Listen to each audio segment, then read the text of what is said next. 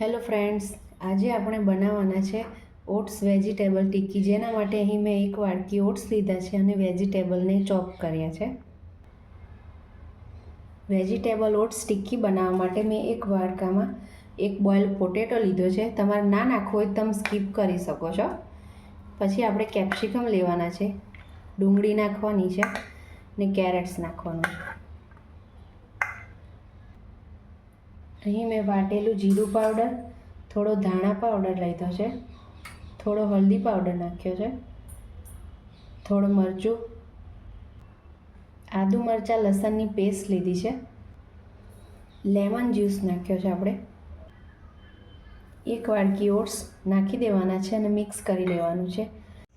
હવે આપણે ઓટ્સની ટિક્કીને શેપ આપી દઈએ ટિક્કીનો, અને ટિક્કી બનાવ્યા પછી આપણે એને તલથી ઉપરથી ગાર્નિશ કરી લેવાની છે. તમને તલ ના ભાવતા હોય તો તમે એમનેમ પણ શેકી શકો છો. આપણે પેનને ઓઇલથી ગ્રીસ કરી લીધું છે. એના પર આપણે ટિક્કીને મૂકી દેવાની છે.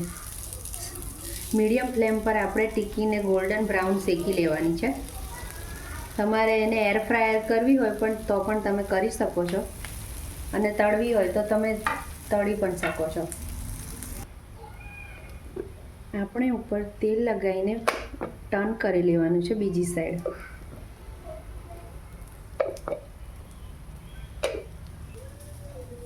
તો આપણી ઓટ્સ વેજીટેબલ ટિક્કી તૈયાર છે.